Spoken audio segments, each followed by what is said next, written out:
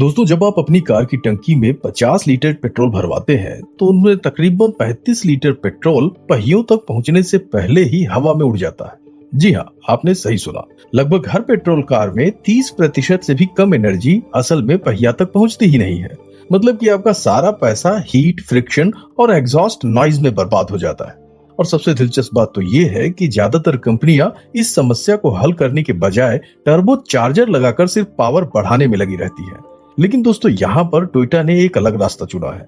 उन्होंने पेट्रोल के पीछे भागने के बजाय ये सोचा कि पेट्रोल की हर एक बूंद से ज्यादा काम कैसे निकाला जाए। और इसी सोच का नतीजा है डायनेमिक फोर्स इंजन, जिसकी थर्मल एफिशिएंसी यानी ईंधन को असली काम में बदलने की क्षमता तकरीबन 41% तक पहुंच गई है। और ये कोई बहुत बड़ा इनोवेशन नहीं है, बल्कि दर्जनों छोटी छोटी लेकिन बेहद ही स्मार्ट इंजीनियरिंग तरकीबों का मेल है। तो चलिए समझते हैं कि आखिर एक नॉर्मल पेट्रोल इतना एफिशिएंट कैसे हो सकता है और टोयोटा ने इसे कैसे बदला। अब यहाँ समझिए कि जब सिलेंडर के अंदर पेट्रोल जलता है तो एक जबरदस्त मात्रा में एनर्जी रिलीज होती है, क्योंकि थ्योरी में अगर देखें तो ये पूरी एनर्जी पिस्टन को नीचे धकेलकर क्रैंकशाफ्ट को घुमाना चाहिए। लेकिन असलियत इससे बहुत ही अलग है।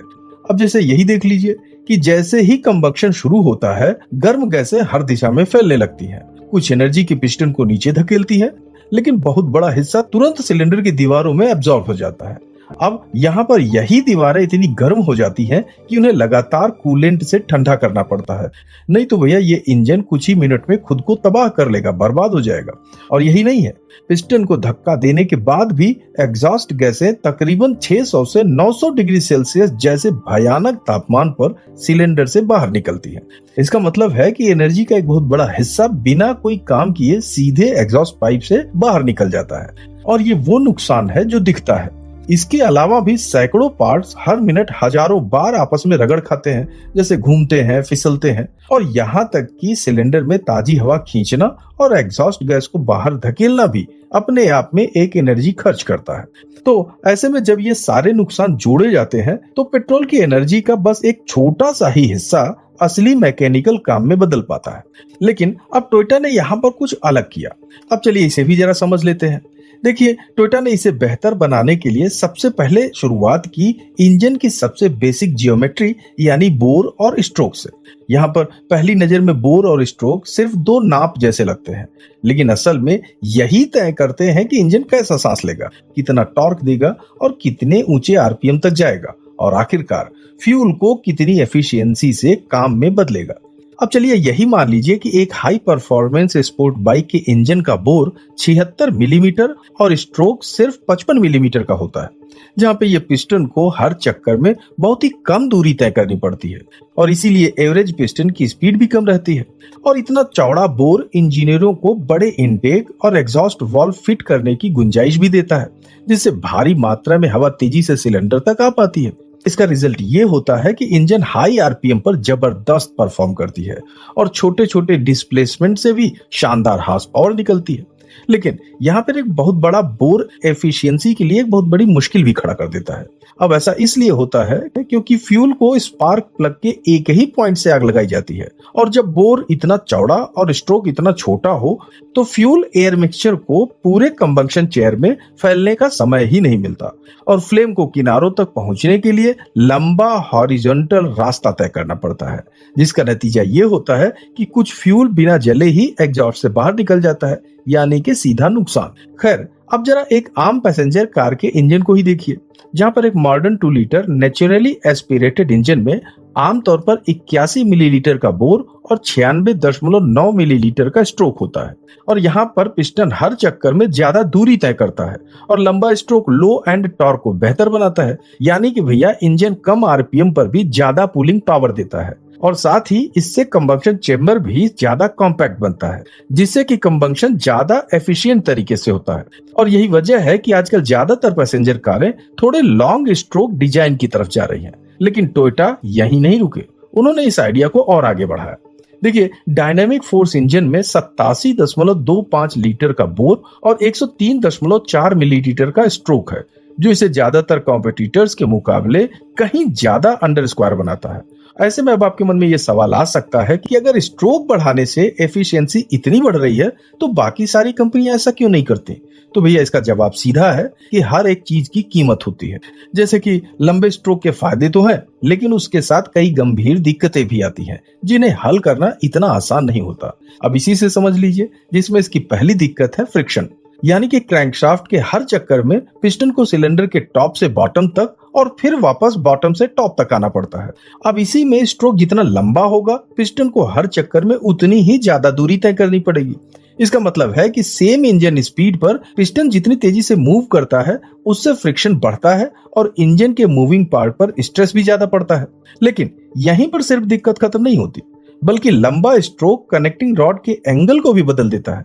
जहां पर पावर स्ट्रोक के दौरान ये रॉड सिलेंडर की दीवार पर ज्यादा जोर से दबती है, जिससे एक साइडवेज फोर्स बनती है, जिसे साइड लोडिंग कहते हैं, और इसी से फ्रिक्शन और भी ज्यादा बढ़ता है, जिससे कि वियर एंड टियर तेज हो जाता है। लेकिन रुकिए, अब देखिए इसके लिए टोयोटा ने क्या हल निकाला।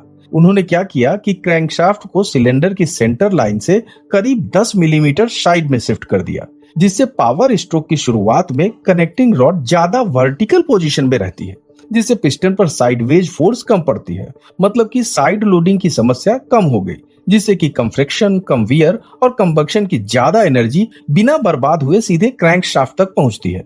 लेकिन सिर्फ फ्रिक्शन की ही समस्या को हल कर लेना ही काफी नहीं है। यहाँ और भी कई जगह हैं जहाँ एनर्जी बर्बाद होती है। अब इसे इस बात से समझिए कि जहाँ पर पारंपरिक इंजनों में वाटर पंप और ऑयल पंप दोनों ही मैकेनिकल तरीके से क्रैंकशाफ्ट से जुड़े होते हैं, यानी इंजन चालू रहते ही ये लगातार पावर खींचते हैं, फिर चाहे उस वक्त पूरी कूलिंग या पूरे ऑयल प्रेशर की जरूरत हो या ना हो। पर दोस्तों, टोयोटा ने इन दोनों सिस्टम को स्मार्ट बना दिया। जैसे कि डायनेमिक फोर्स इंजन में एक इलेक्ट्रिक वाटर पंप लगा होता है, जिससे कि ECU यानी इंजन का कंट्रोल यूनिट सिर्फ जरूरत पड़ने पर ही कूलेंट सर्कुलेट करता है। और वहीं पर कोल्ड स्टार्ट के दौरान तो कूलेंट फ्लो को कुछ देर के लिए पूरी तरह रोका भी जा सकता है, ताकि इंजन जल्दी अपनी आइडियल टेम्परेचर तक पहुंच जाए। साथ ही इसमें एक continuous variable capacity oil pump भी है, जो हर वक्त मैक्सिमम प्रेशर बनाने के बजाय इंजन की असल जरूरत के हिसाब से अपना आउटपुट खुद ब खुद एडजस्ट करता रहता है। और इसी तरीके से इन एसेसरीज से होने वाले जो फालतू नुकसान है, जिसे पैरासिटिक लॉस कहा जाता है, काफी हद तक कम हो जाता है। खैर, अब बात करते हैं बोर की, क्योंकि इंजन का डिस्प्लेसमेंट यानी साइज सेम रखने के लिए अगर स्ट्रोक बढ़ाया गया तो बोर को छोटा भी करना पड़ेगा। अब यहाँ पर छोटा बोर कंबंक्शन को बेहतर तो बनाता है, क्योंकि यहाँ पर फ्लेम को कम दूरी तय करनी पड़ती है, लेकिन इससे इनटेक वाल्व के लिए जगह भी कम बचती है।